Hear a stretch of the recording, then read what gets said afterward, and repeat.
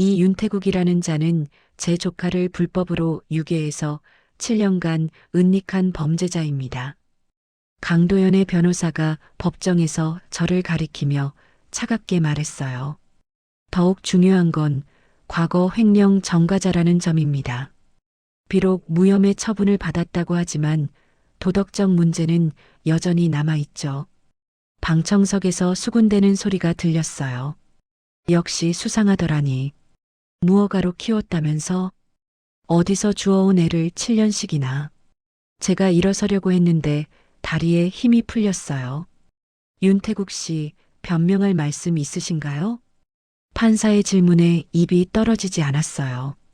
모든 시선이 저에게 집중되어 있었거든요. 저는 제대로 대답하세요. 아이를 유괴한 범죄자가 맞습니까? 강도연 측 변호사가 다그쳤어요. 눈물이 흘러내렸어요. 58년을 살면서 이렇게 모욕당한 적이 없었거든요. 그런데 그들은 몰랐습니다. 서준이 품속에 숨겨진 진실을 말이에요. 이야기를 시작하기 전에 구독과 좋아요를 부탁드립니다. 구독과 좋아요는 영상 제작에 많은 도움과 힘이 됩니다. 안녕하세요. 저는 윤태국입니다.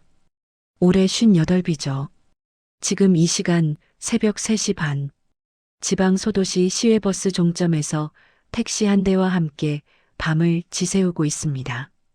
빈 주차장에 떨어지는 빗소리가 차 지붕을 두드리고 있어요. 그런데 이상하게도 이 소리가 싫지 않네요. 오히려 마음이 차분해집니다. 사실 전 원래 이런 사람이 아니었거든요. 10년 전만 해도 저는 교통 시스템 엔지니어였습니다.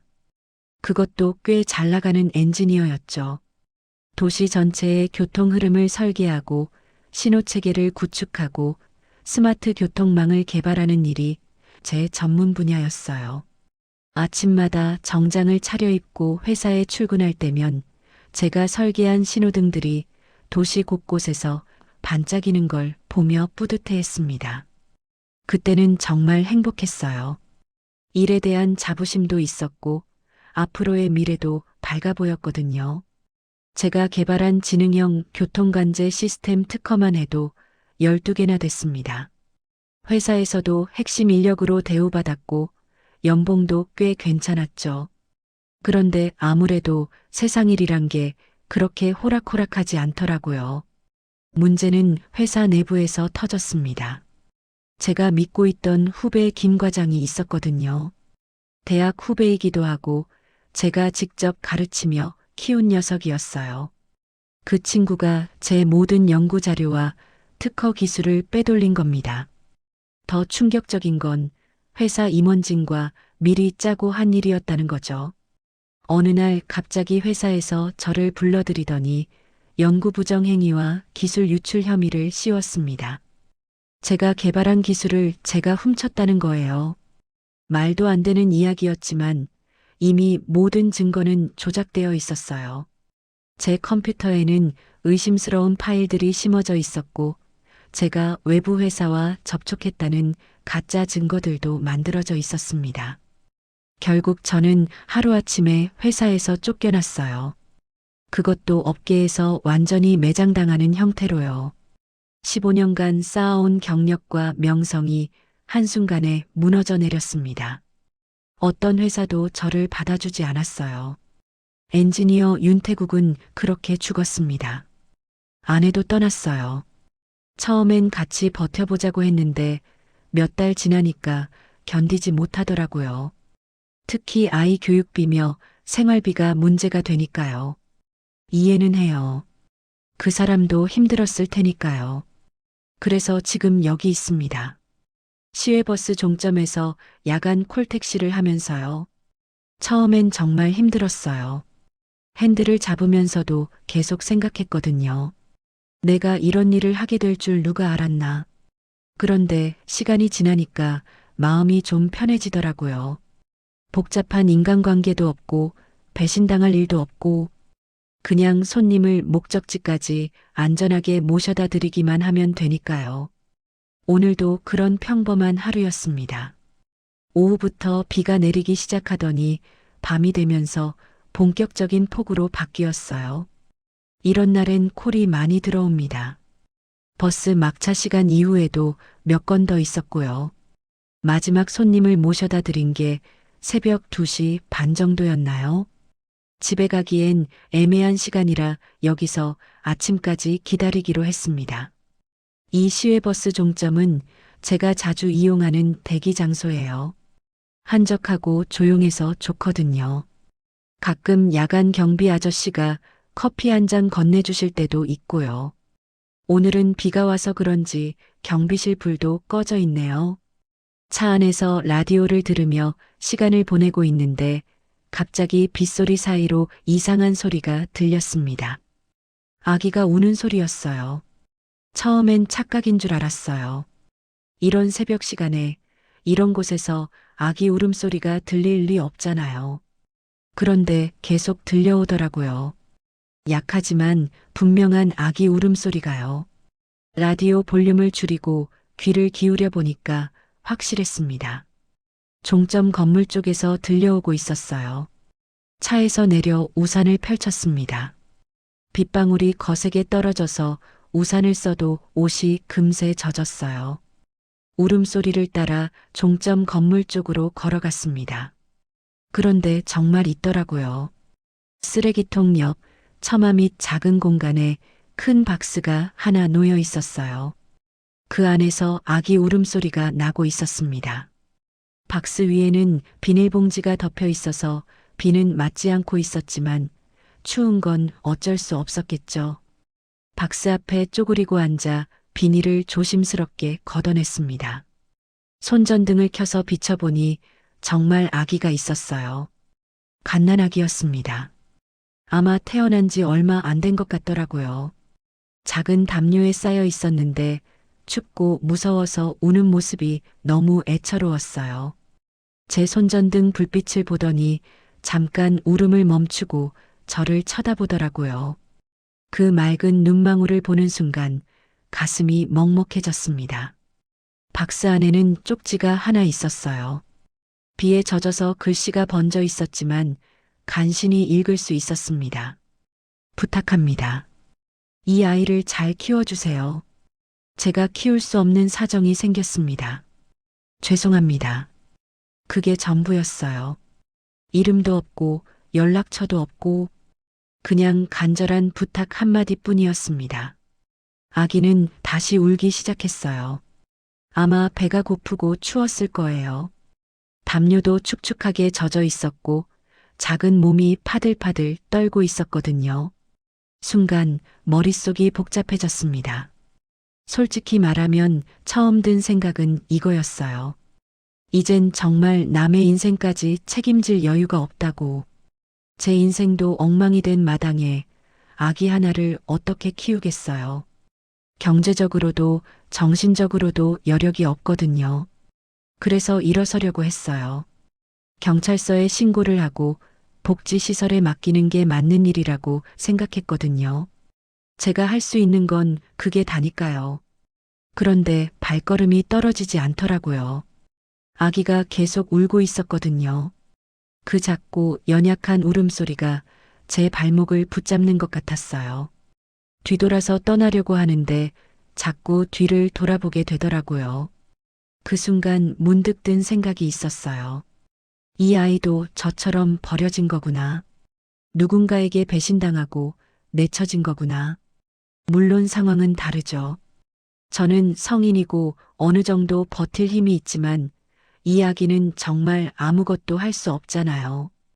그냥 여기 누워서 누군가가 도와주길 기다릴 수밖에 없는 거죠. 빗속에 서서 한참을 고민했습니다. 정말 어려운 선택이었어요. 합리적으로 생각하면 당연히 포기하는 게 맞습니다. 제가 아기를 키울 능력도 없고 경험도 없고 돈도 없거든요. 그런데 마음 한편으로는 계속 이런 생각이 들더라고요. 이 아이를 그냥 두고 가면 과연 잘 될까? 복지시설에서도 제대로 보살펴 줄까? 아니면 또 다른 곳에서 버려지는 건 아닐까? 그리고 무엇보다 저 자신이 견딜 수 있을까 싶었어요. 이 아기를 두고 떠난 후에 말이죠. 아기는 여전히 울고 있었습니다. 점점 더 가냘픈 소리로 변해가더라고요. 아마 체력이 떨어지는 것 같았어요. 그때 제 마음속에서 뭔가 결정되는 걸 느꼈습니다. 일단 아기를 따뜻한 곳으로 데려가야겠다고 생각했어요. 나머지는 그 다음에 생각해 보자고요. 지금 가장 급한 건 이 아이가 추위에 떨지 않게 하는 거니까요. 박스를 조심스럽게 들어 올렸습니다. 생각보다 가볍더라고요. 그 안에서 아기가 저를 쳐다보는데 왠지 모르게 고마워하는 것 같았어요. 물론 착각이겠지만요. 택시로 돌아가면서 생각했습니다. 이제 어떻게 해야 할까요? 일단 편의점에서 분유라도 사야겠죠. 그리고 따뜻한 담요도 필요하고요. 차 안에 아기를 눕히고 히터를 틀었습니다. 따뜻한 공기가 돌기 시작하니까 아기 울음이 조금 잦아드는 것 같았어요. 그런데 정말 신기한 게 이 순간 제 마음이 예전보다 훨씬 평온해졌다는 거예요. 뭔가 해야 할 일이 생긴 것 같달까요?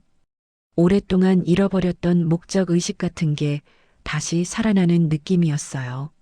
물론 앞으로 어떻게 될지는 모르겠어요. 경제적인 문제도 있고 법적인 문제도 있을 테고. 하지만 일단 지금은 이 아이가 안전하게 살 수 있도록 도와주는 게 우선인 것 같아요. 새벽 하늘이 조금씩 밝아오고 있습니다. 비도 그치고 있고요. 이제 정말 새로운 하루가 시작되는 거겠죠. 저에게도 이 아기에게도요. 편의점 24시 간판이 새벽 어둠을 밝히고 있었습니다. 택시 뒷좌석에 박스를 놓고 아기를 확인해 보니 상황이 생각보다 심각했어요. 아기의 입술이 파랗게 질려 있었거든요. 손을 대보니 체온이 너무 낮았습니다. 담요로 감싸져 있었지만 오랫동안 추위에 노출되었던 거죠. 히터를 최대로 틀어놨는데도 아기가 계속 떨고 있었어요. 이건 단순히 분유한 병으로 해결될 문제가 아니었습니다. 편의점에서 급하게 분유와 젖병을 샀어요. 그리고 작은 담요도 하나 더. 점원이 새벽에 아기용품을 사는 제 모습을 의아하게 쳐다봤지만 신경 쓸 겨를이 없었습니다. 차 안에서 분유를 타려고 하는데 손이 떨리더라고요. 아기를 키워본 경험이 없으니까 뭘 어떻게 해야 할지 모르겠더라고요. 분유량도 모르겠고 물 온도도 모르겠고. 그런데 더 큰 문제는 아기 상태였어요. 분유를 입에 대어줬는데 잘 빨지 못했습니다. 기력이 떨어진 것 같았어요. 몇 모금 먹더니 다시 축 늘어지더라고요. 체온도 여전히 낮았고 울음도 점점 약해지고 있었습니다. 이 상태로는 위험할 것 같았어요. 병원에 데려가야겠다는 생각이 들었습니다. 그런데 문제는 거기서 시작되었어요. 병원에 가면 당연히 신분을 확인하겠죠. 아기의 신분은 물론이고 저에 대해서도 질문할 거예요. 어떻게 아기를 발견했는지, 왜 이런 상황이 되었는지. 그러면 자연스럽게 경찰 조사로 이어질 테고요. 저는 그게 두려웠습니다. 솔직히 말하면 저에게는 과거 기록이 있거든요. 회사에서 쫓겨날 때 여러 가지 법적 문제가 있었어요. 횡령 혐의로 고발당했다가 무혐의 처분받긴 했지만 그 과정에서 신용불량자가 되었고 파산 신청도 했었어요. 그래서 공권력을 만나는 걸 피하고 싶었습니다. 괜히 과거 일들이 다시 문제가 될까 봐요. 특히 아기와 관련된 일이니까 더 민감하게 조사받을 수도 있잖아요. 하지만 아기 상태는 점점 나빠지고 있었어요. 고민하다가 일단 제 집으로 가기로 했습니다. 거기서 아기 상태를 지켜보고 정말 위험해지면 그때 병원으로 가자고 생각했어요. 그런데 박스를 정리하면서 이상한 걸 발견했습니다. 아기 옆에 작은 물건이 하나 있었거든요. 처음엔 못 봤는데 담요를 제대로 펼치면서 발견한 거예요. 스마트 밴드였습니다. 어른용 손목시계 모양이었는데 화면이 깨져 있고 완전히 고장난 상태였어요. 왜 아기 옆에 이런 게 있을까 싶었어요. 혹시 아기 엄마나 아빠의 것일까요? 아니면 아기를 버린 사람이 실수로 떨어뜨린 걸까요? 아무튼 이상했습니다. 스마트 밴드를 자세히 살펴봤는데 꽤 고급 제품 같았어요. 일반 브랜드가 아니라 수입품 같았거든요. 화면은 깨져 있어서 켜지지 않았지만 외관으로 봐선 비싼 물건이었습니다. 이게 정말 우연히 그곳에 있었던 걸까요? 아니면 뭔가 의미가 있는 걸까요? 생각하다 보니 더 복잡해졌어요. 단순히 버려진 아기라고 생각했는데 뭔가 다른 사연이 있는 건 아닐까 싶었거든요. 하지만 지금은 그런 걸 추측할 때가 아니었습니다.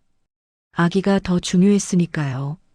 제가 사는 곳은 도심에서 좀 떨어진 구도심 지역이에요. 오래된 다세대 주택 2층에 작은 원룸을 얻어서 살고 있습니다. 월세 35만 원짜리 방이죠. 화장실도 작고 주방도 거의 없는 수준이지만 저 혼자 살기엔 충분했어요. 택시를 주차하고 아기를 안고 계단을 올라갔습니다. 다행히 새벽이라 다른 세입자들과 마주치지 않았어요. 아기 울음소리로 시끄럽게 할까봐 걱정되었거든요. 방에 들어가서 아기를 소파에 눕혔습니다. 우선 따뜻하게 해주는 게 급선무였어요. 온풍기를 틀고 새로 산 담요로 다시 감싸주었습니다. 그런데 상황이 나아지지 않더라고요. 아기가 계속 보채고 있었어요. 분유도 잘 안 먹고 체온도 여전히 낮고 제가 아무리 달래도 울음을 멈추지 않았습니다. 이때 정말 심각하게 고민했어요. 이 아이를 살리려면 당장 병원에 가야 할 것 같은데 그러면 제가 감당해야 할 위험이 너무 크거든요.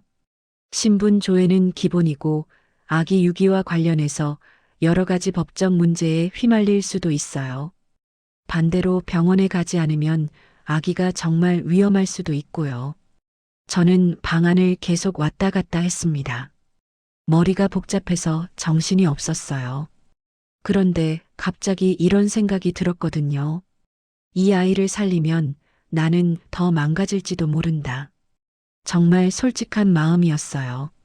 이미 제 인생도 엉망이 된 상황에서 남의 아이까지 책임지게 되면 정말 회복 불가능한 상태가 될 수도 있잖아요. 경제적으로도 그렇고 사회적으로도 그렇고 하지만 동시에 이런 생각도 들었어요. 이 아이를 외면하면 나는 평생 후회할 것 같다. 정말 어려운 선택이었습니다. 시계를 보니 새벽 5시가 넘어가고 있었어요. 곧 해가 뜰 시간이었죠. 아기 상태는 여전했고 저는 여전히 결정을 내리지 못하고 있었습니다. 그때 아기가 잠깐 울음을 멈추고 저를 쳐다봤어요.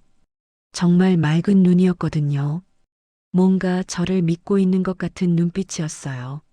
물론 갓난아기니까 아무것도 모르겠지만 그래도 왠지 모르게 그런 느낌이 들었습니다. 그 순간 마음이 정해졌어요. 일단 오늘 하루만이라도 더 지켜보자고 생각했습니다. 아기 상태가 급격히 나빠지면 그때 병원으로 가고 그렇지 않으면 제가 할 수 있는 선에서 최대한 돌봐보자고요. 인터넷으로 신생아 돌보기에 대해 찾아봤습니다. 체온 유지하는 법, 분유 주는 법, 기저귀 가는 법. 모르는 게 너무 많았어요. 하지만 차근차근 배워가면 되겠죠. 아기도 따뜻한 방에서 좀 안정되는 것 같았어요. 분유를 조금씩 먹기 시작했고 체온도 조금 올라가는 것 같았습니다. 그런데 스마트 밴드가 계속 신경 쓰였어요. 이게 정말 우연히 그곳에 있었던 걸까요? 아니면 누군가 의도적으로 놓고 간 걸까요? 만약 후자라면 이 아기에게는 뭔가 특별한 사연이 있는 건지도 모르겠어요. 그리고 한 가지 더 이상한 점이 있었습니다. 아기 옷이 생각보다 좋았어요. 값싸 보이는 옷이 아니라 꽤 괜찮은 브랜드 같았거든요. 담요도 부드럽고 좋은 재질이었고요. 정말 가난한 사람이 아이를 버린 것 같지는 않았어요.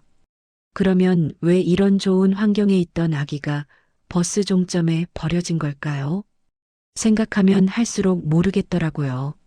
하지만 지금은 그런 추측보다 아기 건강이 우선이었습니다. 다행히 아기가 조금씩 안정되어 가는 것 같았어요.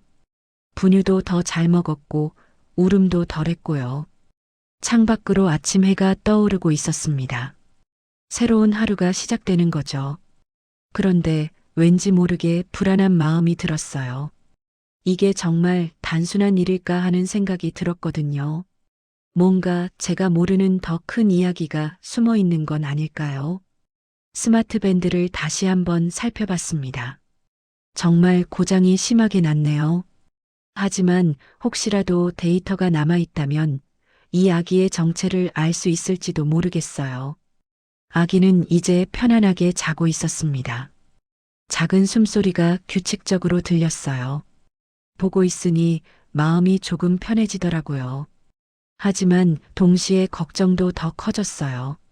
앞으로 어떻게 해야 할지, 정말 제대로 키울 수 있을지, 혹시 법적 문제는 없을지, 그리고 무엇보다 이 아기에게 정말 어떤 사연이 숨어 있는 건 아닐지, 모든 게 불확실했습니다. 하지만 일단은 이 아이가 안전하게 살 수 있도록 돕는 게 제 역할인 것 같았어요. 창밖 아침 햇살이 점점 밝아지고 있었습니다. 아기를 데려온 지 한 달이 지났습니다. 처음엔 정말 힘들었어요. 밤새 울어대는 아기 때문에 잠도 제대로 못 자고 분유값이며 기저귀 값이며 생각보다 돈이 많이 들더라고요. 택시 수입만으론 부족해서 대리운전도 시작했습니다. 하지만 아기가 점점 건강해지는 모습을 보니까 뿌듯했어요. 그런데 문제가 하나 있었습니다. 출생신고를 할 수 없다는 거였어요.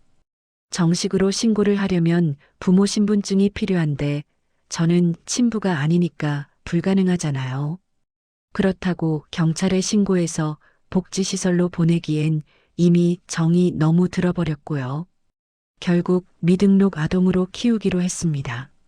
물론 법적으로는 문제가 있겠지만 일단 아이가 건강하게 자라는 게 우선이라고 생각했어요. 그리고 아기에게 이름을 지어줬습니다. 윤서준. 제 성을 따서 윤씨로, 이름은 서준이로. 서쪽에서 만난 준수한 아이라는 뜻으로 지었어요. 시외버스 종점이 도시 서쪽에 있었거든요. 서준아. 처음 이름을 불러줄 때의 기분이 정말 특별했어요. 이제 정말 제 아들이 된 것 같더라고요. 서준이는 정말 신기한 아이였습니다. 생후 2달쯤 되었을 때부터 이상한 점들이 보이기 시작했어요. 일반 아기들과는 확실히 다른 면이 있었거든요. 예를 들어서 숫자에 특별한 반응을 보였어요. 제가 택시 요금을 계산할 때 미터기를 보여주면 숫자가 바뀔 때마다 시선을 따라가더라고요. 그것도 아주 집중해서요. 처음엔 단순히 화면이 밝아서 그런가 싶었는데 다른 밝은 것들에는 별로 관심을 보이지 않았어요. 더 신기한 건 패턴을 기억하는 능력이었습니다. 제가 매일 같은 시간에 같은 루트로 운전을 하는데 서준이가 그걸 기억하더라고요. 어떤 길목에 오면 미리 좌회전이나 우회전할 걸 아는 것 같았어요. 아직 말도 못하는 아기가요. 길찾기 능력도 놀라웠어요. 한 번은 평소와 다른 길로 가게 되었는데 서준이가 계속 울더라고요. 그런데 원래 길로 돌아가니까 바로 울음을 멈추더라고요. 마치 길을 알고 있는 것처럼요. 이런 일들이 계속 반복되니까 확신이 들었어요. 이 아이에게는 뭔가 특별한 재능이 있다는 걸 말이에요. 하지만 저는 이 재능을 숨기기로 결심했습니다. 이유는 간단했어요. 눈에 띄면 반드시 빼앗긴다는 걸 너무 잘 알고 있었거든요. 제가 그런 경험을 했잖아요. 능력이 인정받아서 좋은 대우를 받다가 결국 모든 걸 빼앗기고 버려진 경험을요. 서준이에게는 절대 그런 일이 일어나면 안 된다고 생각했어요. 그래서 일부러 서준이의 재능을 드러내지 않았습니다. 다른 사람들 앞에서는 그냥 평범한 아기인 것처럼 행동하도록 했어요. 생활도 점점 바뀌었습니다. 택시 수입만으론 부족해서 야간 청소 일도 시작했어요. 서준이를 재워놓고 새벽에 나가서 사무실 청소를 하는 거였죠. 하루에 서너 시간밖에 못 자는 날이 많았지만 어쩔 수 없었어요. 대리운전도 계속했고요. 주말에는 하루 종일 나가 있을 때도 있었어요. 서준이는 이웃집 할머니께 부탁드리거나 아니면 유모차에 태워서 함께 다녔습니다. 힘들었지만 나름 평온한 일상이었어요. 그런데 문제가 생겼습니다. 어느 날 오후 동네 복지센터 직원이 찾아왔어요. 안녕하세요. 구청 아동복지과에서 나왔는데요. 중년 여성이었는데 공무원 특유의 딱딱한 말투였어요. 혹시 이 집에 미등록 아동이 있다는 신고가 들어와서요. 가슴이 철렁했습니다. 누가 신고를 했을까요? 미등록 아동이요? 무슨 말씀이신지. 이웃분이 신고하셨어요. 아기 울음소리는 들리는데 출생신고 관련 서류는 없다고 하더라고요. 아마 같은 층에 사는 분이 신고한 것 같았어요. 그분이 평소에 서준이 울음소리 때문에 불만이 많았거든요. 혹시 아기를 보여주실 수 있을까요? 어쩔 수 없이 서준이를 보여드렸습니다. 다행히 그때 서준이가 잠들어 있어서 특별한 모습은 보이지 않았어요. 출생신고는 언제 하실 건가요? 곧 할 예정입니다. 아버님이 친부가 맞으시죠? 이 질문이 가장 어려웠어요. 거짓말을 해야 하는 상황이었거든요. 네, 맞습니다. 그럼 빠른 시일 내에 출생신고를 완료해 주세요. 안 그러면 행정처분을 받을 수 있어요. 복지센터 직원이 돌아간 후 정말 고민이 많아졌어요. 출생신고를 하려면 거짓 서류를 만들어야 하는데 그건 명백한 범죄 행위잖아요. 하지만 신고를 안 하면 계속 이런 문제가 생길 테고 무엇보다 서준이가 정식 신분을 갖지 못하면 나중에 학교도 못 가고 병원 치료도 제대로 못 받을 수 있어요. 그런데 며칠 후에 더 큰 문제가 생겼습니다. 이웃집 아저씨가 찾아온 거예요. 같은 층에 사는 김 씨 성을 가진 분이었는데 평소에 인사만 하고 지내던 사이였어요. 윤 기사님, 잠깐 얘기 좀 할까요? 표정이 심상치 않더라고요. 아이 울음소리 때문에 우리 집 식구들이 잠을 못 자요. 특히 우리 아들이 수험생인데 새벽까지 울어대니까 공부에 집중이 안 된다고 하네요. 죄송합니다. 최대한 조용히 하도록 하겠습니다. 그게 아니라 말이에요. 혹시 그 아이가 정말 윤 기사님 친아들이 맞나요? 갑자기 핵심을 찌르는 질문이었어요. 무슨 말씀이신지 솔직히 이상하거든요. 몇 달 전까지는 혼자 살던 분이 갑자기 아기를 키우고 있으니까요. 그것도 출생신고도 안 하고 개인적인 사정이 있어서 그렇습니다. 혹시 어디서 주워온 아이는 아니죠? 이 말을 들었을 때 정말 화가 났어요. 하지만 티를 내면 안 되었거든요. 그런 말씀은 좀 그렇네요. 아니, 요즘 뉴스 보면 이런 일이 종종 있잖아요. 버려진 아이를 주워다 키우는 사람들 말이에요. 물론 좋은 일이긴 한데 법적으로는 문제가 있는 거 아닌가요? 김 씨는 계속 추궁했어요. 마치 확신을 갖고 있는 것 같았거든요. 만약 정말 그런 거라면 빨리 신고하는 게 아이를 위해서도 좋을 것 같은데요. 복지시설에서 제대로 키워주는 게 낫지 않을까요? 저희 가족 일에 너무 관심 갖지 마세요. 관심이 아니라 걱정이에요. 혹시 나중에 문제가 생기면 곤란하니까요. 그 말이 은근한 협박처럼 들렸어요. 윤 기사님도 아시겠지만 이런 일은 조용히 넘어가기 어려워요. 특히 아이 울음소리가 계속되면. 결국 김 씨는 명확한 메시지를 전달했어요. 아이 문제를 해결하지 않으면 더 큰 신고를 하겠다는 거였죠. 김 씨가 돌아간 후 정말 절망적인 기분이었어요. 이제 선택해야 할 때가 온 것 같았어요. 서준이를 포기하고 복지시설에 보내거나 아니면 이 모든 위험을 감수하고 계속 키우거나. 하지만 제 마음은 이미 정해져 있었어요. 서준이를 포기할 수는 없었거든요. 이 아이는 이제 제 아들이에요. 피가 섞이지 않았어도 법적으로 인정받지 못해도 제게는 진짜 아들이었어요. 그래서 결심했습니다. 이 동네를 떠나기로요.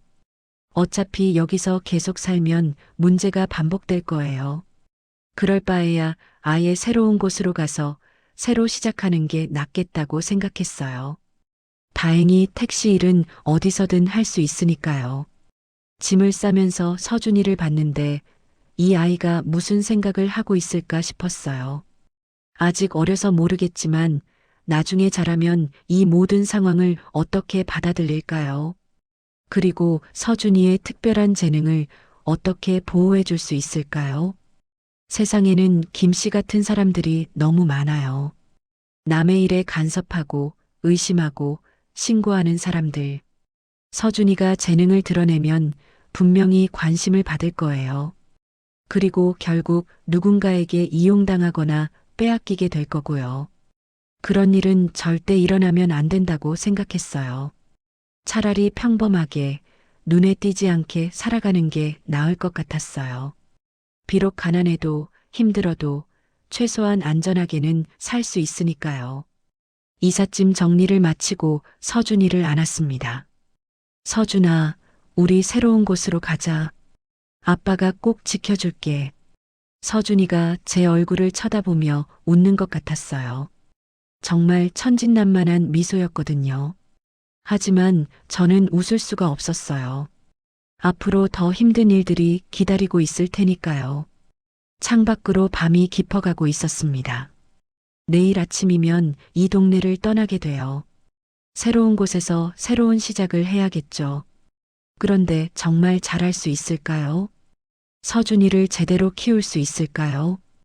그리고 언제까지 이런 식으로 숨어 살아야 할까요? 모든 게 불안했지만 한 가지는 확신할 수 있었어요. 서준이만은 절대 포기하지 않겠다는 거였죠. 방 안에는 저와 서준이만 남아 있었습니다. 어둠 속에서 둘이 함께 있으니까 왠지 모르게 마음이 조금 편해지더라고요. 하지만 동시에 외로움도 더 깊어졌어요. 이제 정말 세상에서 혼자가 된 것 같았거든요. 서준이가 7살이 되었습니다. 새로운 동네로 이사 온 지 벌써 5년이 지났어요. 이곳은 공단 지역 근처의 오래된 주택가였는데 사람들이 서로 무관심해서 지내기 편했습니다. 그동안 별다른 문제 없이 조용히 살아왔어요. 서준이는 정말 많이 자랐습니다. 키도 또래보다 크고 똑똑하기도 했어요. 하지만 여전히 그 특별한 재능은 숨기고 있었습니다. 다른 사람들 앞에서는 그냥 평범한 아이인 것처럼 행동하도록 가르쳤거든요. 그런데 문제가 생겼습니다. 내년이면 서준이가 초등학교에 입학해야 하는데 주민등록이 없으니까 불가능했어요. 학교 입학 관련 서류를 준비하려고 하니까 모든 게 막혀 있더라고요. 더 이상 미룰 수 없는 상황이 된 거죠. 고민 끝에 동사무소에 상담을 받으러 갔습니다. 혹시 다른 방법이 있을까 싶어서요. 아이 출생 신고를 아직 안 하셨다고요? 담당 공무원이 놀란 표정으로 물어봤어요. 개인적인 사정이 있어서 그렇습니다. 하지만 법적으로는 출생 후 한 달 이내에 신고를 해야 하는데요. 벌금도 물어야 하고 지금이라도 할 수 있을까요? 친부가 직접 하셔야 하는데 필요한 서류가 꽤 많아요. 병원 출생증명서, 부모 신분증, 혼인신고서, 모든 서류가 없었어요. 당연히 없을 수밖에요. 혹시 입양을 하신 건가요? 그런 건 아니고, 그럼 어떤 경위로 아이를 키우게 되신 건지. 질문이 점점 예민해졌어요. 더 이상 답하기 어려운 상황이었거든요. 다시 준비해서 오겠습니다. 결국 그냥 돌아왔어요. 하지만 이미 의심을 샀을 것 같았어요. 며칠 후 정말로 연락이 왔습니다. 구청 아동복지과에서 집으로 방문하겠다는 거였어요. 아동 양육 실태 조사를 한다고 했습니다. 가슴이 철렁했지만 어쩔 수 없었어요. 피할 수도 없는 상황이었거든요.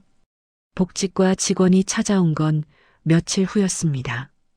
중년 남성이었는데 표정이 딱딱했어요. 윤태국 씨 맞으시죠? 아동복지과 김 과장입니다. 네, 안녕하세요. 혹시 이 집에서 아이를 키우고 계신다고 들었는데요. 서준이가 저 뒤에 숨어 있었어요. 낯선 사람이 와서 무서웠나 봅니다. 이 아이가 몇 살인가요? 7살입니다. 출생신고는 언제 하셨나요? 아직 못했습니다. 김 과장의 표정이 더 딱딱해졌어요. 7년 동안 출생신고를 안 했다는 말씀이신가요? 개인적인 사정이 어떤 사정인지 구체적으로 말씀해 주세요. 더 이상 둘러댈 수 없는 상황이었어요. 사실은 제가 낳은 아이가 아닙니다. 그럼 입양을 하신 건가요? 그것도 아니고 버려진 아이를 주어서 김 과장의 얼굴이 확 굳더라고요. 버려진 아이를 주어서 7년간 무허가로 양육하셨다는 말씀이신가요? 네. 그럼 이건 명백한 불법입니다. 즉시 신고했어야 하는 사안이에요. 서준이가 제 뒤에서 불안해하는 게 느껴졌어요. 지금이라도 정식 절차를 밟을 수 있을까요? 이미 7년이 지났는데요.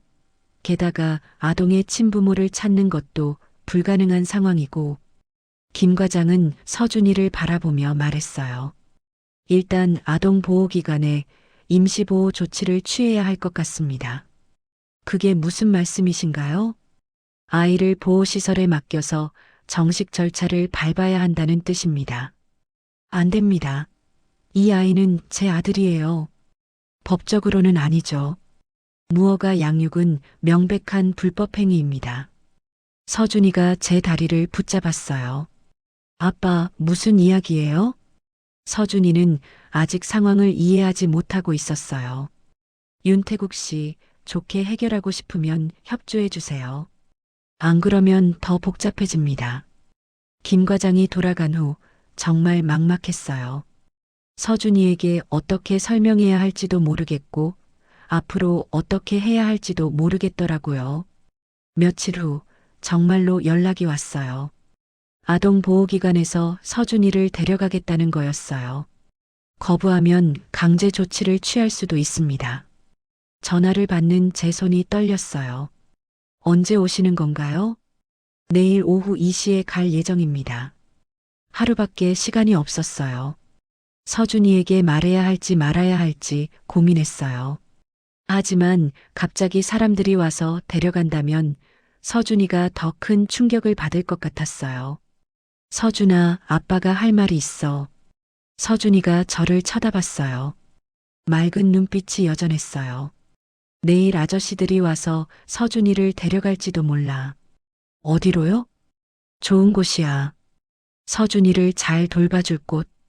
아빠는 안 가요? 이 질문이 가장 어려웠어요. 아빠는 못 갈 것 같아. 서준이 눈에 눈물이 맺히기 시작했어요. 싫어요. 아빠랑 같이 있을래요. 아빠도 같이 있고 싶어. 하지만 어른들이 안 된다고 해. 왜요? 우리가 뭘 잘못했어요? 정말 대답하기 어려운 질문이었어요. 다음 날 오후 정말로 사람들이 왔어요. 아동보호기관 직원 2명과 경찰관 1명이었습니다. 생각보다 많은 인원이었어요. 윤태국 씨죠? 아동 인계를 위해 왔습니다. 혹시 다른 방법은 없을까요? 이미 결정된 사항입니다. 아이는 어디 있나요? 서준이는 방 안에 숨어 있었어요. 무서워서 나오지 않으려고 했거든요. 서준아, 나와야 해. 서준이가 울면서 저에게 매달렸어요. 아빠 가지 마.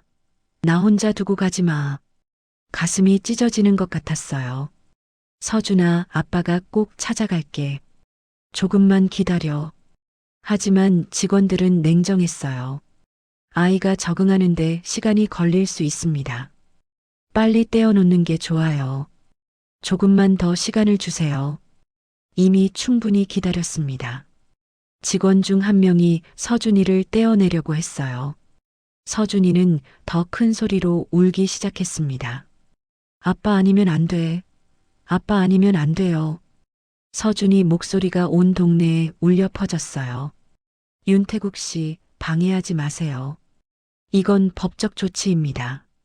경찰관이 저를 제지했어요. 서준이가 울부짖으며 제게 손을 뻗었어요. 아빠, 아빠. 그 모습을 보는데 정말 미치겠더라고요. 하지만 아무것도 할 수 없었어요. 아이가 금방 적응할 겁니다. 걱정하지 마세요. 직원들이 서준이를 차에 태웠어요. 서준이는 창문에 얼굴을 대고 계속 울고 있었습니다. 아빠. 차가 떠나가는데 서준이 목소리가 점점 멀어졌어요. 저는 그 자리에 그대로 서 있었어요. 다리에 힘이 풀려서 움직일 수가 없었거든요. 이웃들이 나와서 구경하고 있었어요. 마치 범죄자를 보는 것 같은 시선들이었어요. 역시 수상하더라니. 무허가로 키웠다면서? 어디서 주워온 애를 7년씩이나. 수군대는 소리가 들렸어요. 집으로 돌아가니까 서준이가 없는 빈 방만 남아 있었어요.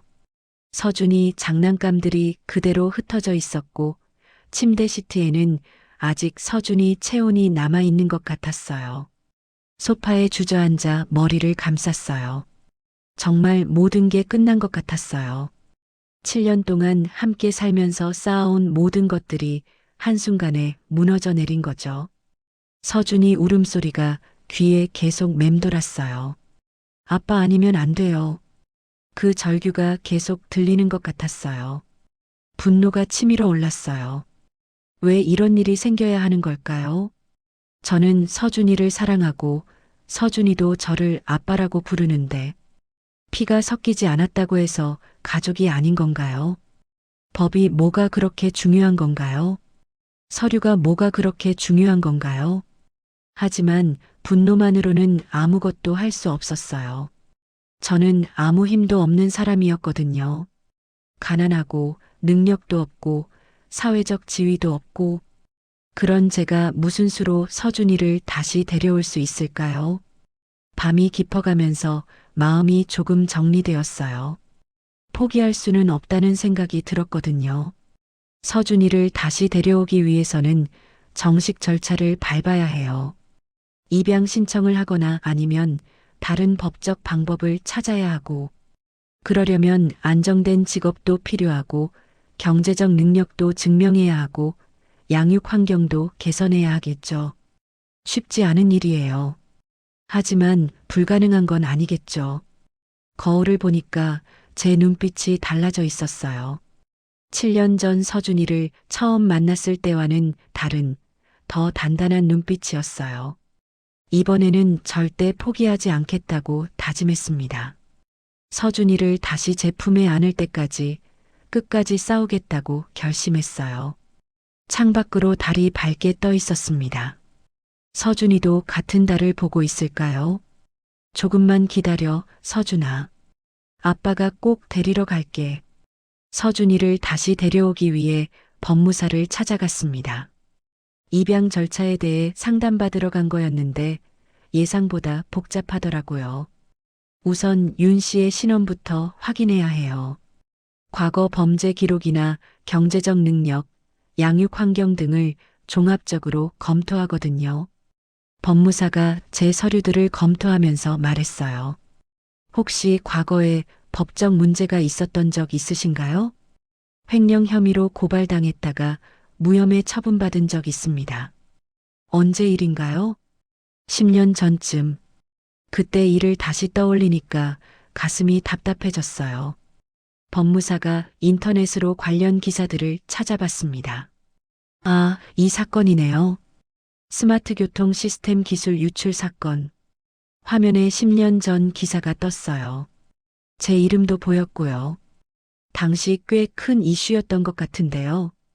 국가교통 AI 시스템 핵심 기술이 해외로 유출됐다고 기사를 읽어보니 기억이 생생히 떠올랐어요. 그때 저는 정말 자신감에 차 있었거든요. 제가 개발한 교통 AI 시스템이 전국적으로 도입될 예정이었고 회사에서도 핵심 인력으로 대우받고 있었어요. 문제는 강도현 상무였습니다. 윤 과장, 수고 많았어. 이 프로젝트 성공하면 승진도 확실하고 겉으로는 친근하게 대해줬지만 뒤에서는 제 모든 연구 자료를 빼돌리고 있었어요. 어느 날 갑자기 회사에서 저를 불렀습니다. 윤태국 과장, 기술 유출 혐의로 조사받게 되었습니다. 무슨 말씀이신가요? 당신이 개발한 시스템 설계도가 해외 업체로 넘어간 정황이 포착됐어요. 믿을 수 없었어요. 제가 개발한 기술을 제가 훔쳤다는 거였거든요. 결국 모든 특허권은 강도현 상무 명의로 넘어갔고 저는 회사에서 쫓겨났어요. 법무사님, 그런데 이 기사에 좀 이상한 내용이 있네요. 법무사가 다른 기사를 찾아서 보여줬어요. 당시 프로젝트 팀에 있던 한 임원이 교통사고로 사망했다고 나와 있어요. 그런데 그분 아이가 실종됐다는 기록도 있고 제 가슴이 쿵 하고 내려앉았어요. 혹시 그분이 누구신지 기억나세요? 이유진 이사였던 것 같아요. 저희 팀 부이사였거든요. 법무사가 더 자세한 기사를 찾아봤습니다. 이유진 이사 교통사고로 사망. 당시 2세 남아 실종. 경찰 수사 중. 머릿속이 복잡해졌어요. 갑자기 서준이 옆에서 발견했던 스마트 밴드가 떠올랐거든요. 고장난 그 밴드 말이에요. 법무사님, 혹시 이 사건 수사 기록을 볼 수 있을까요? 공개된 자료만 확인할 수 있을 텐데. 더 찾아보니까 충격적인 사실이 드러났어요. 이유진 이사 아들 이름이 이서준이었다는 거예요. 그리고 실종 당시 나이가 생후 6개월이었고요. 서준이와 나이가 정확히 맞았어요. 설마. 가슴이 두근거리기 시작했어요. 집으로 돌아가서 그때 주워왔던 스마트 밴드를 다시 꺼냈습니다. 7년 동안 서랍 깊숙이 넣어뒀던 거예요. 자세히 살펴보니까 뒷면에 작은 글씨가 새겨져 있었어요. LYJ 2023. 이유진의 이니셜이었습니다. 이제 확신이 들었어요. 제가 주워서 키운 서준이는 이유진 이사의 아들이었던 거예요. 그럼 서준이를 버스 종점에 버린 사람은 누굴까요? 왜 하필 그곳에 버렸을까요? 혹시 강도현과 관련이 있는 건 아닐까요? 이유진 이사가 사고로 죽은 것도 정말 우연이었을까요? 생각하면 할수록 무서워졌어요. 서준이의 특별한 재능도 이제 이해가 되었어요. 이유진 이사도 엔지니어였거든요. 유전적으로 물려받은 능력일 가능성이 높았어요. 그렇다면 제가 지금까지 서준이의 재능을 숨긴 건 정말 잘한 일이었을 거예요. 만약 그 능력이 알려졌다면 또 다른 위험에 빠졌을지도 모르니까요. 소파에 주저앉았어요. 내가 주운 아이는 단순한 버려진 아이가 아니었구나. 10년 전 제 인생을 망친 그 사건과 연결된 아이였던 거예요. 운명이란 게 정말 신기하더라고요. 제가 모든 걸 잃고 절망에 빠져 있을 때 그 사건의 희생자인 아이를 만나게 된 거니까요. 어쩌면 이유진 이사가 저에게 아들을 맡긴 건지도 모르겠어요. 같은 피해자인 제가 아들을 지켜달라고 눈물이 났어요. 서준이를 더 잘 지켜줬어야 하는데 결국 빼앗기고 말았거든요. 하지만 이제 더 확실해졌어요. 서준이를 반드시 되찾아야 한다는 각오 말이에요. 그 아이는 제 아들이기도 하지만 동시에 이유진 이사의 아들이기도 해요. 억울하게 죽은 분의 유일한 혈육이고요. 창밖을 바라보며 다짐했습니다. 이번에는 절대 포기하지 않겠다고. 서준이를 되찾을 때까지 끝까지 싸우겠다고. 6개월 만에 서준이를 다시 볼 수 있는 날이 왔습니다. 가정법원 제3호 법정이었어요. 친권 관련 소송을 담당하는 곳이죠. 제가 서준이를 되찾기 위해 입양 신청서를 냈는데 예상하지 못한 일이 벌어졌어요. 갑자기 서준이의 친족이라고 주장하는 사람들이 나타난 거예요. 강도연 상무였습니다. 그리고 그의 변호사 팀이었죠. 저는 이 아이의 외삼촌입니다. 누나 이유진이 교통사고로 사망한 후 조카를 찾고 있었거든요. 강도연이 법정에서 당당하게 말했어요. 물론 거짓말이었죠. 이유진 이사에게는 형제가 없다는 걸 저도 알고 있었거든요. 하지만 그는 완벽하게 준비해 온 것 같았어요. 이 윤태국이라는 자는 제 조카를 불법으로 유괴해서 7년간 은닉한 범죄자입니다. 강도연의 변호사가 제게 날카로운 시선을 보내며 말했어요.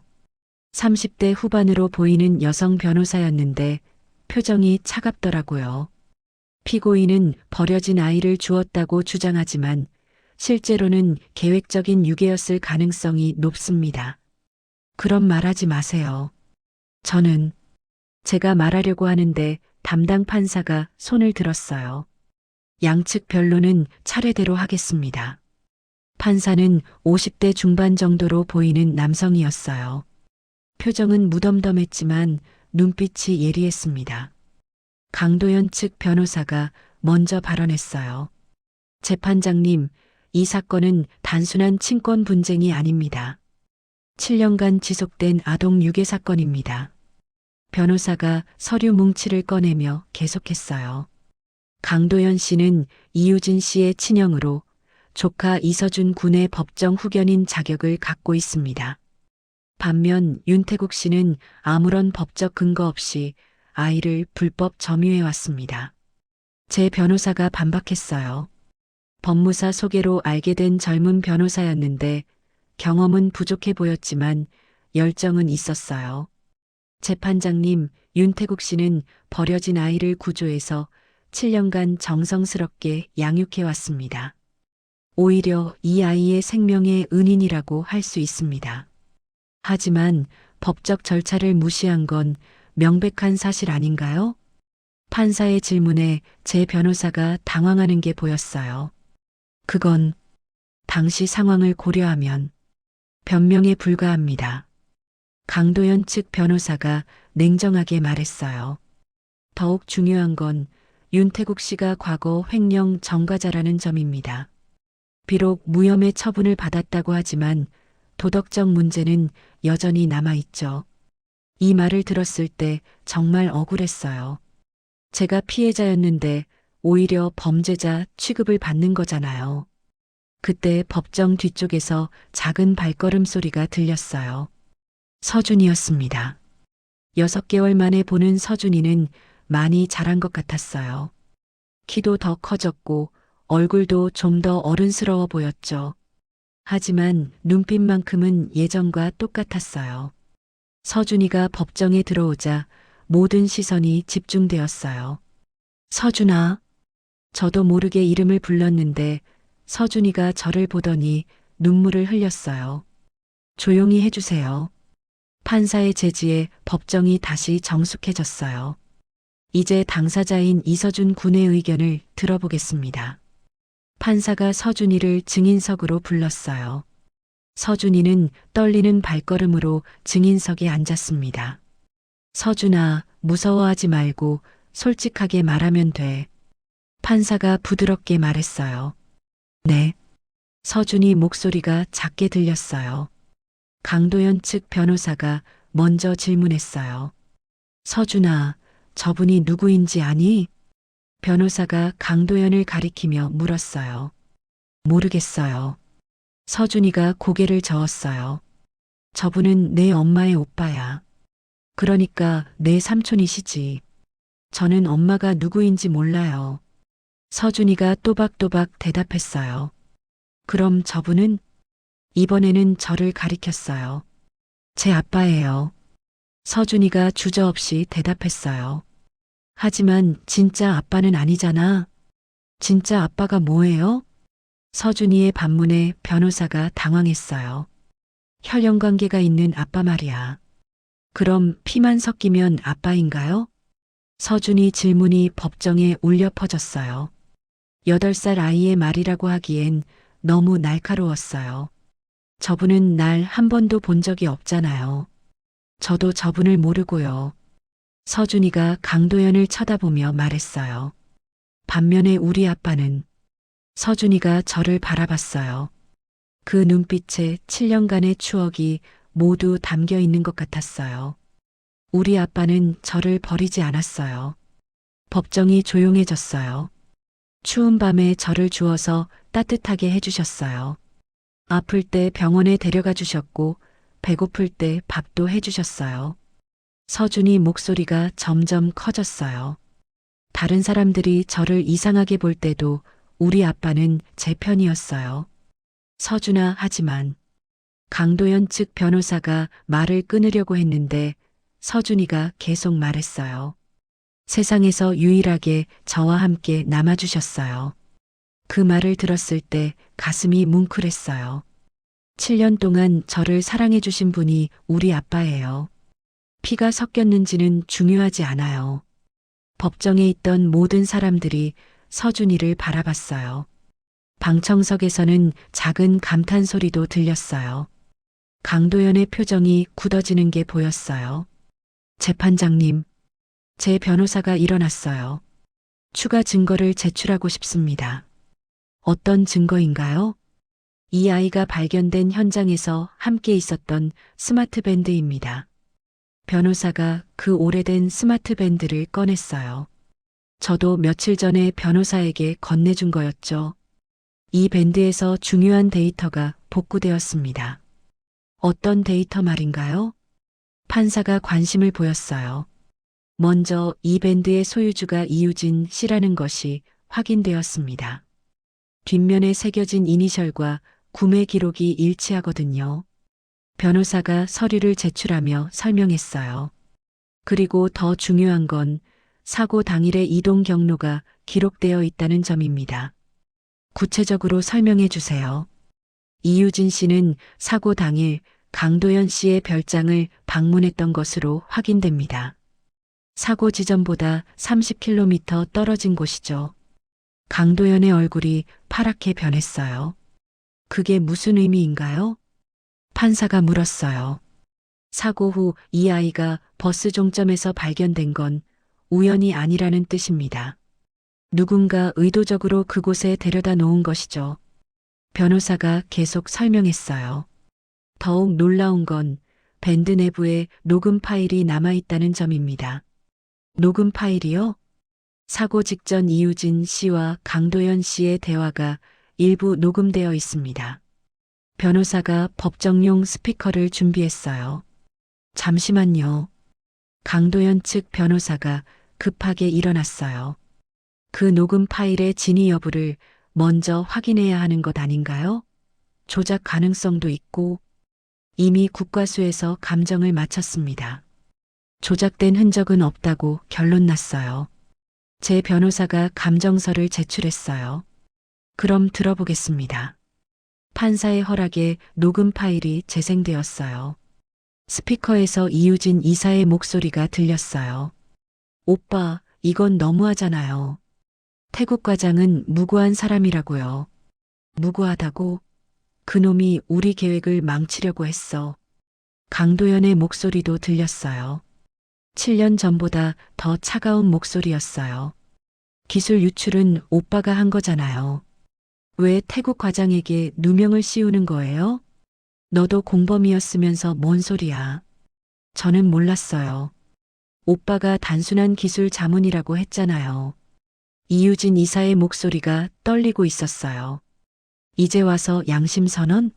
너무 늦었어. 서준이를 생각해서라도 그만둬요. 이 일이 알려지면 서준이는 걱정 마. 내가 잘 키울 테니까. 무슨 말이에요? 너는 이제 필요 없어. 입만 다물고 있으면 되는데 너무 시끄러워. 그 다음 부분은 잘 안 들렸어요. 뭔가 다투는 소리와 함께 녹음이 끊어졌거든요. 법정이 조용해졌어요. 강도연의 얼굴이 새하얗게 변해 있었어요. 이건 조작된 거예요. 나는 유진이를 죽인 적이 없어요. 강도연이 급하게 소리쳤어요. 조용히 하세요. 판사가 질서를 유지했어요. 추가 증거가 더 있습니다. 제 변호사가 또 다른 서류를 꺼냈어요. 강도연 씨의 당일 휴대폰 기지국 접속 기록입니다. 이유진 씨 사고 지점 근처에서 1시간가량 머물렀던 기록이 확인됩니다. 그건 우연의 일치예요. 강도연이 변명했지만 설득력이 없었어요. 그리고 가장 중요한 증거입니다. 변보사가 마지막 서류를 제출했어요. 강도연 씨가 운영하는 회사 계좌에서 사고 직후 해외로 거액이 송금된 기록입니다. 바로 그 기술을 빼돌린 대가로 받은 돈이죠. 이제 강도연은 아무 말도 할 수 없었어요. 판사가 서준이를 다시 바라봤어요. 서준아, 이제 모든 상황을 이해했니? 네. 서준이가 고개를 끄덕였어요. 그래도 내 선택은 변하지 않니? 네, 변하지 않아요. 서준이가 저를 바라보며 말했어요. 우리 아빠는 저를 7년 동안 사랑해 주셨어요. 그분이 저의 진짜 아빠예요. 법정에서 박수 소리가 터져 나왔어요. 방청석에 있던 사람들이 감동한 거죠. 정숙해 주세요. 판사가 정리하며 말했어요. 강도연 씨는 친족이라는 주장을 입증하지 못했을 뿐 아니라 오히려 중대한 범죄 혐의가 확인되었습니다. 강도연이 주저앉았어요. 반면 윤태국 씨는 비록 법적 절차상 문제는 있었지만 이 아이를 진정으로 사랑하고 양육해온 것이 인정됩니다. 판사가 최종 판결을 내렸어요. 따라서 이서준 군의 친권은 윤태국 씨에게 인정하며 정식 입양을 허가합니다. 재판장님, 강도연이 마지막으로 소리쳤지만 이미 늦었어요. 이 재판은 종료합니다. 망치 소리와 함께 모든 게 끝났어요. 서준이가 증인석에서 뛰어나와 제게 달려왔어요. 아빠, 서준이를 꼭 안았어요. 6개월 동안 얼마나 보고 싶었는지 몰라요. 서준아, 아빠가 늦어서 미안해. 괜찮아요. 아빠는 절대 저를 버리지 않는다는 걸 알았어요. 서준이가 제품에서 말했어요. 강도연은 변호사들에게 둘러싸여 급하게 법정을 빠져나갔어요. 아마 다른 형사 고발건으로 바쁠 거예요. 아빠, 우리 집에 가요. 그래, 집에 가자. 7년 만에 진짜 가족이 된 기분이었어요. 이제 법적으로도 감정적으로도 완전한 부자가 된 거죠. 법정을 나서면서 하늘을 올려다봤어요. 해가 밝게 빛나고 있었어요. 서준이가 제 손을 꼭 잡고 있었고요. 이제 새로운 시작이에요. 법정 판결이 내려진 지 일주일 후 세상이 뒤집혔습니다. 강도연 체포 소식이 언론에 보도되면서 10년 전 그 사건이 완전히 재조명받기 시작했어요. 검찰이 본격적인 수사에 착수했고 관련 증거들이 속속 공개되었습니다. 국가교통 AI 시스템 기술 유출 사건 진범 검거, 10년간 누명 쓴 엔지니어 결백 입증, 대기업 간부의 충격적인 범죄 행각, 신문 일면을 장식하는 기사들이었어요. 제 이름도 다시 언론에 오르내렸지만 이번에는 피해자로서였죠. 검찰 조사 과정에서 더 충격적인 사실들이 드러났습니다. 강도연은 단순히 기술만 빼돌린 게 아니었어요. 이유진 이사를 살해하고 그 아들까지 제거하려고 했던 거였죠. 다행히 서준이가 살아있다는 걸 모르고 있었지만요. 윤태국 씨, 정말 고생하셨습니다. 검찰청에서 나오는 길에 한 기자가 마이크를 들이댔어요. 10년 동안 억울하셨을 텐데 지금 기분이 어떠신가요? 다행히 진실이 밝혀져서 다행입니다. 하지만 무엇보다 서준이와 함께할 수 있게 되어서 기뻐요. 제 대답은 짧았어요. 복잡한 심정을 한마디로 표현하기는 어려웠거든요. 며칠 후 예상치 못한 연락이 왔습니다. 윤태국 엔지니어님, 저는 한국교통기술원 원장 김상호입니다. 전화를 받는 순간 가슴이 두근거렸어요. 10년 전 그 사건에 대해 공식 사과드리고 싶습니다. 그리고 복권 문제도 논의하고 싶고요. 복권이라는 단어가 귀에 들렸을 때 실감이 안 났어요. 며칠 후 한국교통기술원을 방문했습니다. 10년 만에 다시 서는 그곳은 많이 바뀌어 있었어요. 건물도 새로 지어졌고 사람들도 대부분 모르는 얼굴들이었죠. 윤 엔지니어님, 정말 죄송합니다. 김상우 원장이 깍듯이 인사했어요. 60대 초반으로 보이는 분이었는데 표정에서 진정성이 느껴졌습니다. 당시 충분한 조사 없이 성급하게 결론 내린 것에 대해 기관을 대표해서 사과드립니다. 이미 지난 일입니다. 아닙니다. 우리가 바로 잡아야 할 일이에요. 김 원장이 서류 뭉치를 내밀었어요. 우선 명예회복 조치를 취하겠습니다.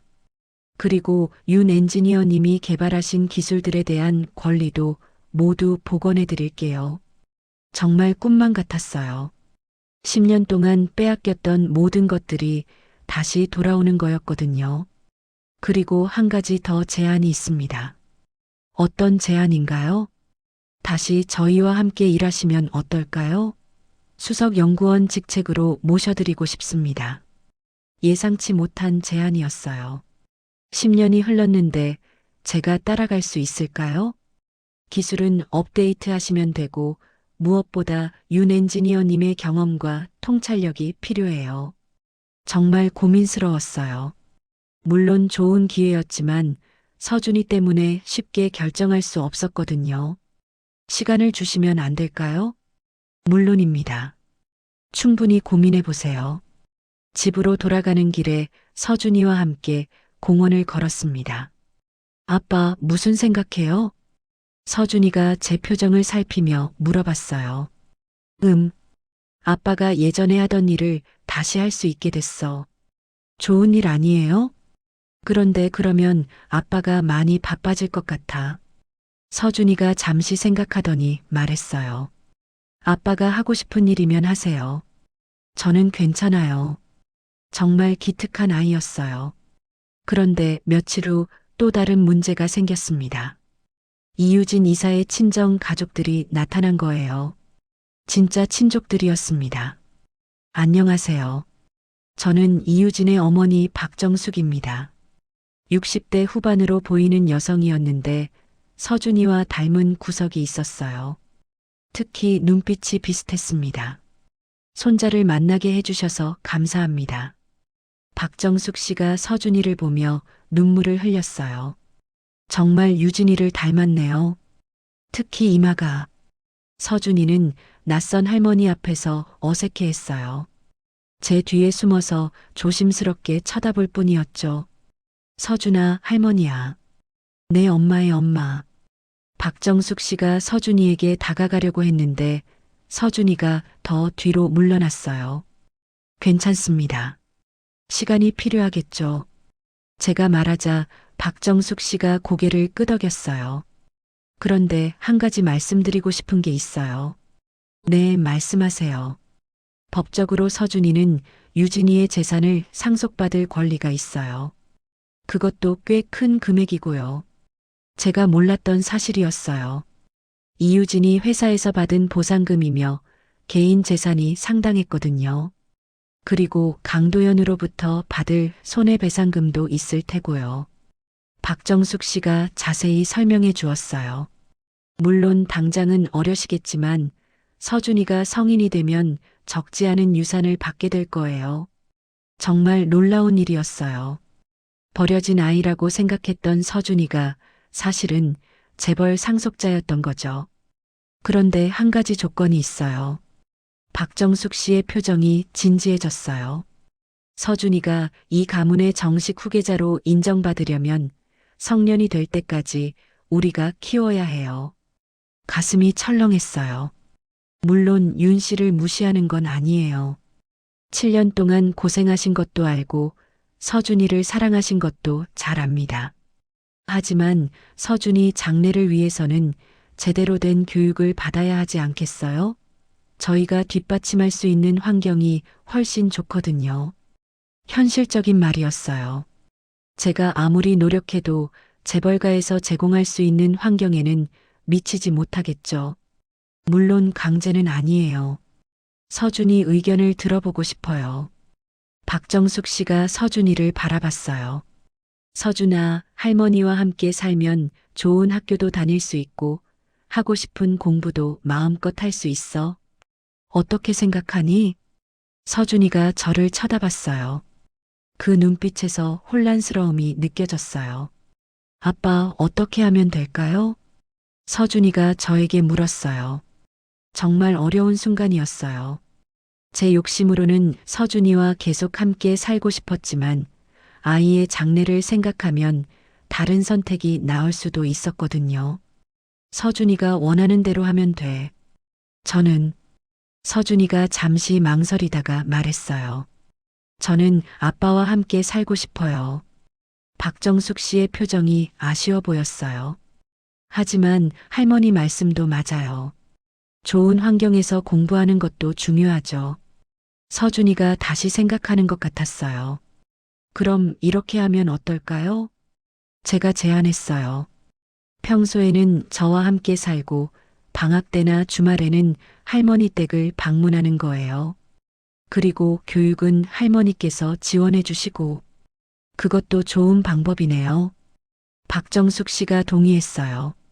서준아, 어떻게 생각하니? 좋아요. 서준이가 밝게 대답했어요. 이렇게 복잡한 문제들이 하나씩 해결되어 갔습니다. 며칠 후 한국교통기술원 복직도 확정되었어요. 수석연구원 직책으로 상당한 대우를 받게 된 거죠. 아빠, 정말 대단하세요. 서준이가 신문 기사를 보며 말했어요. 10년 만에 명예회복한 엔지니어라는 제목의 기사였어요. 서준이 덕분이야. 내가 용기 내어 법정에서 증언해준 덕분에 진실이 밝혀진 거거든.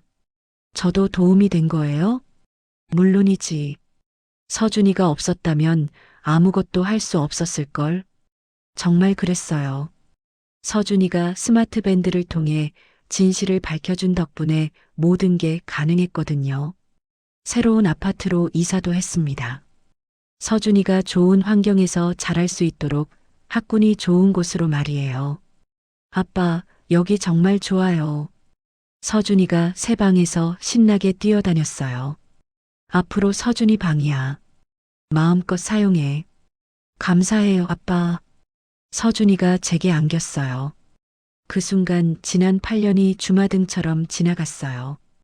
버스 종점에서 처음 만났을 때부터 힘들게 함께 버텨온 시간들, 억울하게 헤어졌던 6개월, 그리고 다시 만난 지금까지. 정말 많은 일들이 있었지만 결국 우리는 가족이 되었어요. 피가 섞이지 않았지만 법적으로도 인정받는 진짜 부자가 된 거죠. 아빠 사랑해요. 나도 사랑해, 서준아. 창밖으로 저녁 해가 지고 있었습니다. 하지만 우리에게는 새로운 하루가 시작되는 느낌이었어요. 이제 정말 모든 게 해결된 것 같았습니다. 강도연은 법의 심판을 받게 되었고, 제 명예도 회복되었고, 서준이도 진짜 제 아들이 되었고, 무엇보다 서준이가 스스로 선택해 준 게 가장 기뻤어요. 재벌가의 후계자가 될 수 있는 기회를 포기하고서라도 저를 선택해 준 거니까요. 아빠, 내일부터 새 학교 다녀야죠? 응, 좋은 친구들 많이 사귀렴. 네. 그런데 아빠도 새로운 회사 가시잖아요. 맞아. 아빠도 새로운 시작이야. 둘 다 새로운 환경에서 새로운 시작을 하게 되는 거였어요. 하지만 두렵지 않았어요. 서로 있으니까요. 아빠, 우리 영원히 함께 있을 수 있죠? 물론이지. 아빠가 서준이를 절대 떠나지 않을 거야. 저도 아빠 떠나지 않을 거예요. 서준이와 새끼손가락을 걸고 약속했습니다. 밤이 깊어가면서 서준이가 잠들었어요. 평온한 얼굴로 자고 있는 서준이를 보니까 마음이 벅차올랐습니다. 8년 전 그 추운 밤 버스 종점에서 울고 있던 아기가 이제 이렇게 건강하고 밝은 아이로 자라났어요. 그리고 제 진짜 아들이 되었고요. 정말 기적 같은 일이었습니다. 창밖으로 별이 반짝이고 있었어요. 8년 전에도 같은 별들이 우리를 지켜보고 있었을 텐데, 이제는 행복한 모습을 보여줄 수 있게 되었네요. 모든 고난이 끝났고, 진정한 가족이 된 우리의 새로운 이야기가 시작되는 거였습니다. 5년이 흘렀습니다. 서준이는 이제 13살이 되었어요. 키도 제 어깨까지 올라올 정도로 자랐고, 목소리도 한층 굵어졌습니다. 무엇보다 눈빛이 달라졌어요. 더 깊고 성숙해진 것 같았어요. 저희는 지금 작은 사무실에 앉아 있습니다. 강남의 한 빌딩 12층이에요. 그리 크지는 않지만 깔끔하게 꾸며진 공간입니다.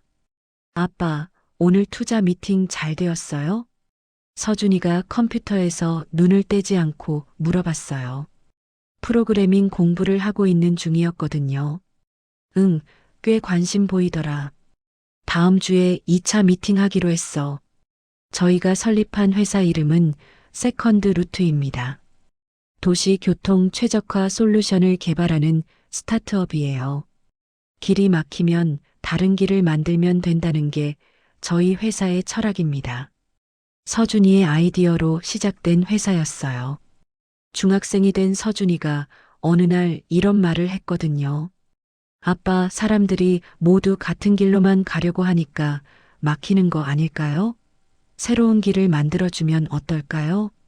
그 말에서 영감을 받아 개발한 게 저희 AI 교통 시스템이에요. 실시간으로 교통 상황을 분석해서 최적의 대안 경로를 제시하는 거죠. 서준이의 수학적 재능이 정말 큰 도움이 되었어요. 복잡한 알고리즘을 이해하는 속도가 정말 놀라웠거든요. 아빠, 여기 코드 좀 봐주세요. 서준이가 화면을 가리키며 말했어요. 이 부분에서 계산 속도가 좀 느린 것 같아요. 정말 기특했어요. 13살 아이가 이런 걸 알아차리다니. 그래, 어디 보자. 함께 코드를 살펴보는데 서준이 말이 맞았어요. 최적화할 수 있는 부분이 분명히 있었거든요. 역시 우리 서준이가 천재네.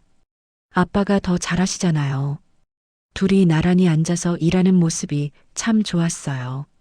진짜 아버지와 아들 같았거든요. 오늘은 비가 내리는 날이었습니다. 창밖으로 빗줄기가 세차게 내리고 있었어요. 아빠, 오늘 일 끝나면 어디 갈까요? 글쎄, 어디 가고 싶은 데 있어? 서준이가 잠시 생각하더니 말했어요. 그 버스 종점 가볼까요? 오랜만에. 가슴이 뭉클해졌어요. 그곳은 저희에게 특별한 의미가 있는 곳이었거든요. 저녁 무렵 일을 마치고 차를 타고 그곳으로 향했습니다. 5년 만에 다시 찾은 그 버스 종점은 예전과 거의 똑같았어요.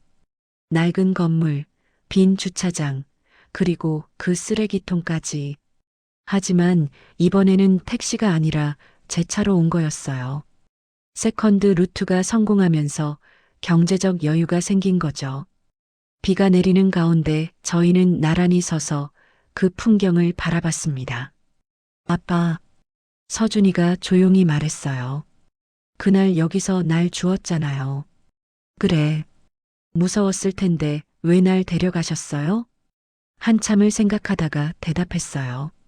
아마도 혼자가 싫었나 봐. 혼자가 싫어서요? 응. 서준이도 혼자였고 아빠도 혼자였거든. 빗소리가 우리 대화를 감쌌어요.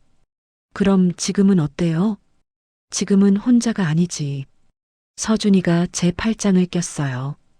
저도요. 아빠가 있어서 혼자가 아니에요.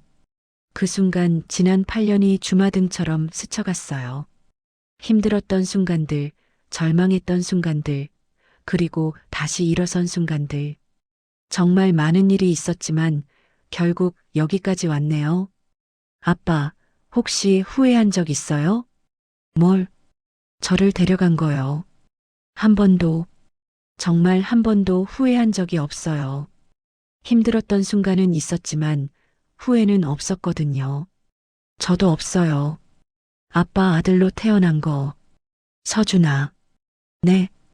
인생이 다시 시작된 곳이지, 여기가. 서준이가 고개를 끄덕였어요. 맞아요. 우리 둘 다 여기서 새로 시작한 거죠.